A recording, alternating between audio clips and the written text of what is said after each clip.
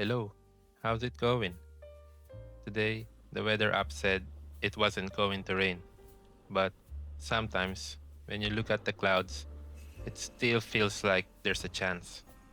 Good thing it did not rain, which made it a perfect day for a bike ride. I watched a video from Micro19er on YouTube where he rode around Manchester, and it really motivated me to cycle there and have a proper ride around the city. It's been a while since I last rode in Manchester, so it felt really nice to go back. I'll consider this ride an adventure since we passed through so many different types of roads, which is exactly what the Rune Roof Stone is made for. It really feels at home on mixed terrain. There were a few near misses along the way and plenty of traffic since it was a weekday ride. But spoiler alert, I made it back safely in the end. All part of the experience and another good reminder to stay alert and keep riding. I was also really happy to see many people cycling along the way. It makes you realize you're not alone, even when you're riding solo. There's something reassuring about sharing the road or trail with other cyclists, even if it's just a quick nod as you pass. The mudguard stayed on, since it rained yesterday and I was expecting wet roads and muddy paths along the way. I'm not falling victim to the dreaded wet bomb situation again. A little preparation goes a long way, especially on rides like this. I saw a post on Instagram saying it's been raining in the UK since the start of the year. That might be true in some areas, and not going to lie, the constant rain does affect my decision to ride sometimes.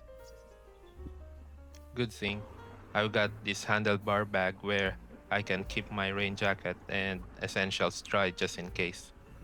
I also can't help thinking about having to clean the bike again after a muddy ride, especially when it's freezing outside where I usually wash it.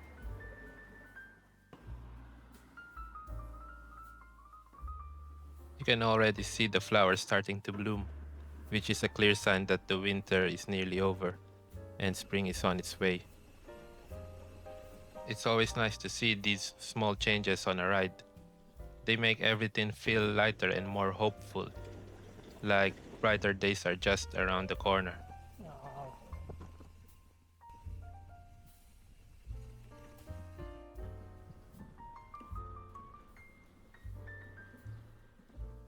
In this section of the ride, it was a bit busy with traffic, but I'm used to that kind of situation. There was also a traffic light controlling one lane at a time, which always makes things a little tricky as a cyclist. Sometimes I'm tempted to hop onto the pavement, but it doesn't feel right. Other times, like this, I feel a bit guilty riding through while the cars are being held up.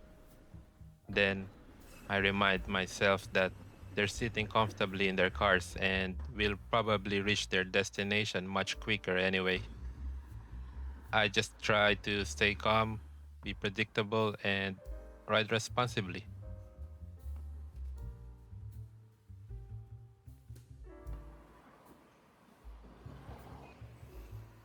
Lately, I've been seeing a lot of videos on YouTube and Instagram of people building retro mountain bikes, and I have to admit, I'm really entertained by them.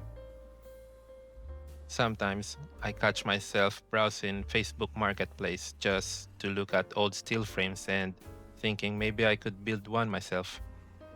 It might even be a good way to practice, especially since I'm not that confident yet when it comes to building or repairing bikes.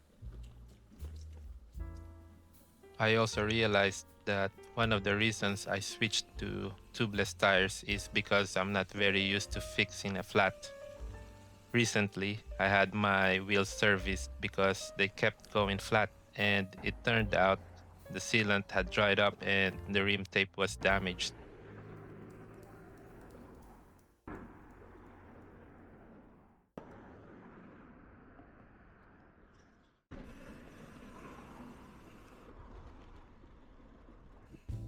In this part of the route, there are proper cycle lanes, which is really nice. They promote safety and encourage people of all ages, kids and older riders alike, to get on a bike. They run alongside roads where cars are moving fast, but having that dedicated space makes a huge difference. I can record, take photos while riding, and not constantly worry about the traffic beside me. It feels calm and safe, which lets you actually enjoy the ride instead of just surviving it. I just wish more roads connecting towns had cycle lanes like this. Maybe it's just wishful thinking, but who knows? Maybe someday it won't be. It's sad to see some people on social media being against bike lanes. I don't really get it. Some say there are bigger problems in the world to focus on, and while that may be true, safer roads shouldn't be dismissed either. I'll admit, there are cyclists who don't follow traffic rules, and sometimes I'm guilty of that too. Sorry. But the same can be said for some drivers as well. The difference is that cyclists are far more vulnerable. In a collision between a car and a bike, it's usually the cyclist who suffers the most, while the driver is protected inside their car. For some people, a bike might be their only mode of transportation. We never really know someone's situation. Stop recording. At the end of the day, bike lanes aren't about taking space away from others. They're about making the roads safer and fairer for everyone.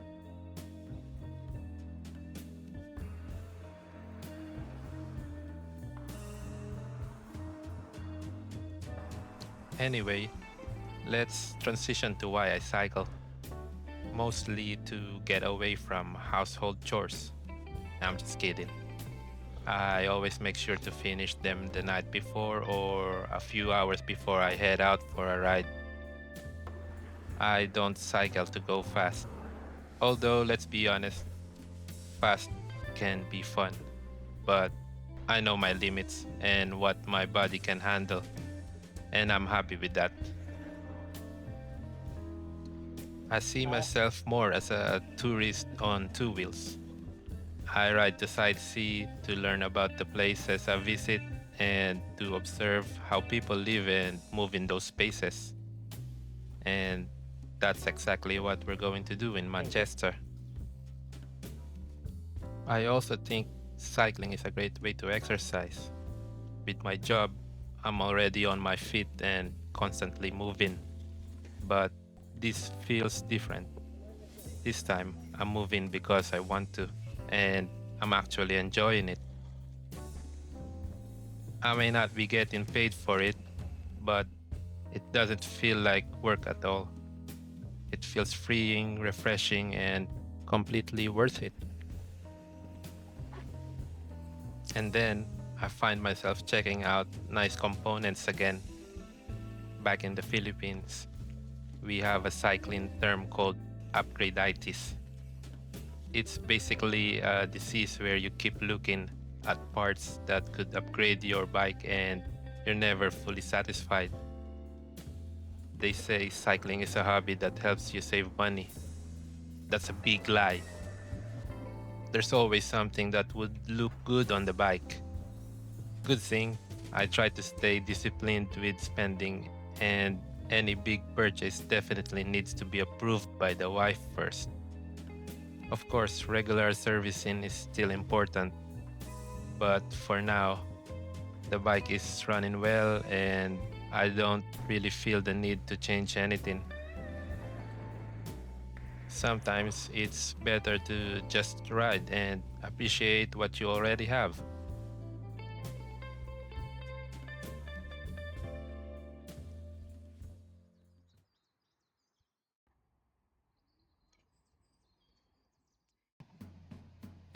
Now, we're on the Canal path, and it always feels good riding on this kind of route.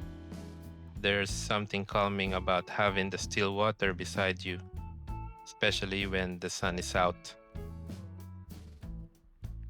You see people making the most of the weather, walking, jogging, cycling, and even the narrow boats slowly moving along. The whole place feels relaxed and unhurried. It's moments like this that remind me why I love riding. Simple scenes, good weather, and just being present in it all. I also like this canal path because it's mostly paved. There are few cobbled sections, but at least it's not muddy. It makes the ride smoother and more enjoyable, especially after all the wet weather we've had. I also noticed the cafes and houses right beside the canal. It makes me wonder what it's like to live next to something like this. Waking up to calm water and seeing cyclists and walkers pass by every day. It must feel peaceful having that kind of view just outside your door. What's amazing about the canals in the UK is that in the past, they were the motorways of their time. Long before cars and train dominated transport, these waterways carried coal, cotton, and all sorts of goods that powered the Industrial Revolution and helped cities like Manchester grow. They were busy, working routes full of narrow boats, moving slowly but steadily connecting towns and industries across the country. Now, they've taken on a completely different role. Instead of heavy cargo, you see cyclists, joggers, families, and people living on boats. What used to drive industry now offers calm, space, and community. It's quite special riding along them, knowing you're following paths that once shaped history, but today give us a place to slow down and simply enjoy the ride. Now, let's find a nice spot where I can eat the spam and egg sandwich I packed. They say Manchester is the soccer capital, football capital of the world. Sorry, not going to lie. I'm not familiar with football, but as a tourist visiting the city, I feel like seeing at least one of the stadiums is a must. Sorry, City fans, but I made sure to visit your stadium too, just last year. Before I came to the UK, I binge watched a series called Ted Lasso on Apple TV. I honestly loved it. A solid 10 out of 10. For someone who isn't really into football, it made the sport and even parts of UK culture feel more relatable and interesting. In a way, I felt a bit like Ted Lasso myself, learning as I go, trying to understand the culture, and just taking everything in with curiosity and an open mind. I remember in 2024 when England were playing in the Euros, the match was being shown on the TV in the waiting room at work. I still remember when Cole Palmer scored and suddenly the whole atmosphere changed. People who had been quiet, poorly, or clearly not feeling their best suddenly became lively and animated. It was honestly amazing to witness. Even though I think England ended up losing the game, that moment of celebration really stayed with me. It showed how sport can lift people's spirits, even if just for a few minutes. And then, of course, it was back to reality for me, giving injections and doing my job. From football cheers to clinical duties in a matter of minutes. Life has a funny way of switching gears like that. Now, I find myself comparing it to what it's like back in the Philippines when Manny Pacquiao is fighting. The streets would almost be empty, hardly any cars, barely anyone outside. It felt like the whole country had paused because everyone was tuned in to their tellies. Then, when Manny knocked out his opponent, the quiet neighborhood would suddenly erupt with cheers. You'd hear shouting, clapping, even fireworks sometimes. It was such a powerful shared moment.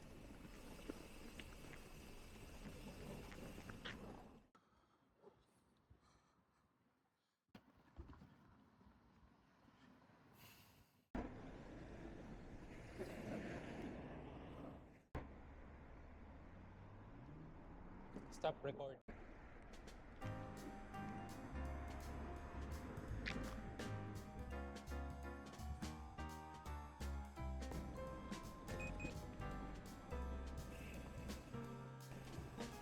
We're getting closer to Manchester city center now, and up ahead you can see Castlefield, often called the industrial heart of Manchester.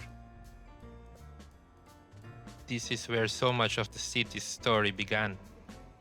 The old canals, the red brick warehouses, the railway arches towering above you, they all tell a story of how Manchester grew into the city it is today. As you ride through here, you can really feel the mix of old and new. The historic structures are still standing proud, but now they're surrounded by cafes, apartments, and people just enjoying the space. It's a beautiful transition point before entering the busy city center, and it always feels special rolling through this part of town.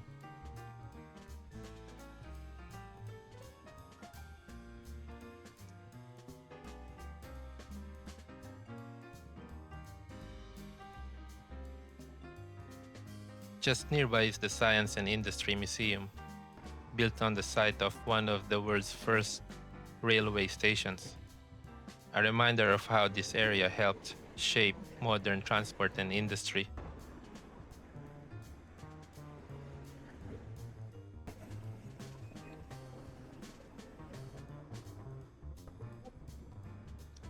Just a little shameless selfie here.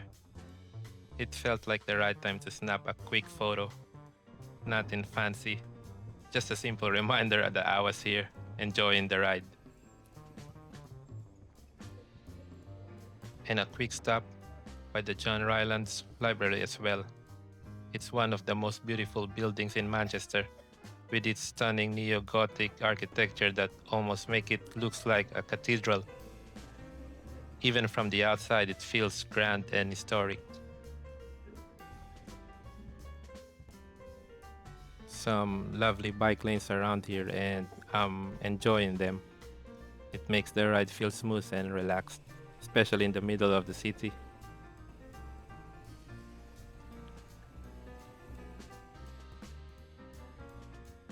Here we are by Manchester Cathedral, one of the oldest buildings in the city.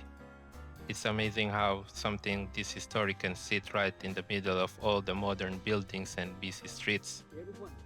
It's calm, solid, and has stood here through centuries of change. And just behind it, you'll notice a bee statue. The bee is a Manchester symbol, representing the city's hard-working spirit, especially during the Industrial Revolution. You'll see it all over the city. It's a small detail, but it says a lot about Manchester's identity and resilience.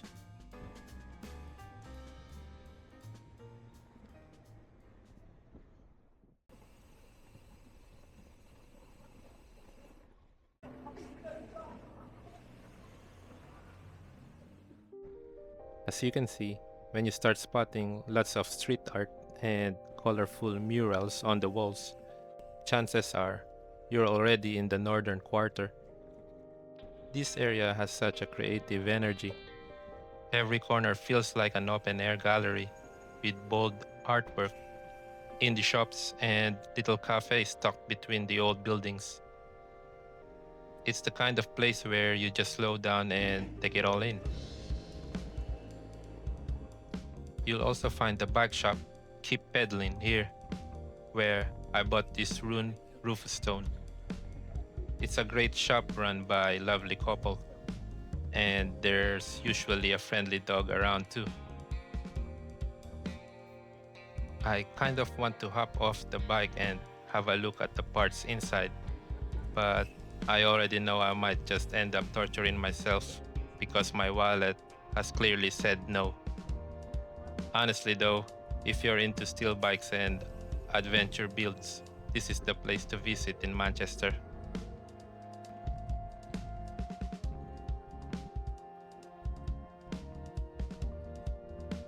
If you're into shopping, Manchester definitely has you covered. The city center has a mix of big shopping malls and smaller independent spots, so you get a bit of everything. You've got places like the Arndale for the main high streets brand, then areas like the Trafford Center just outside the city if you want something bigger and more dramatic. But what I like most is how you can walk just few streets away and find indie shops, vintage stores, and little cafes. It's not just about shopping, it's about the atmosphere and the variety all packed into one city.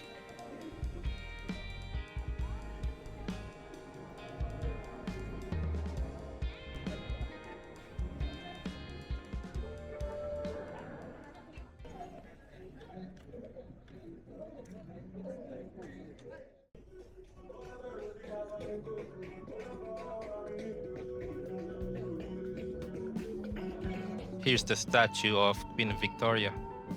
It's one of those landmarks you might walk past without thinking, but it quietly reminds you of Manchester's long history and its role during the Victorian era when the city was booming with industry and trade.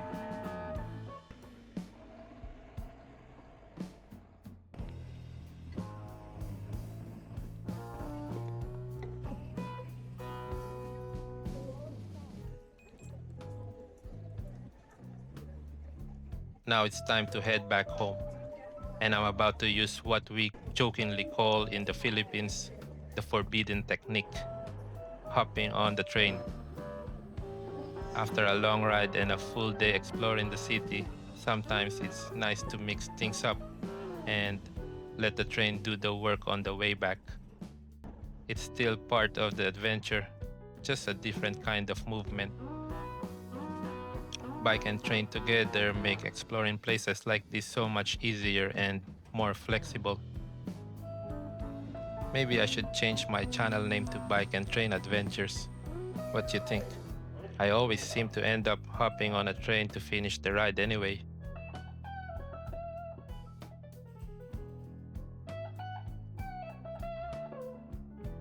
Now I'm back in Macclesfield, and it's time for an important final stop, picking up my wife's favorite cinnamon bun.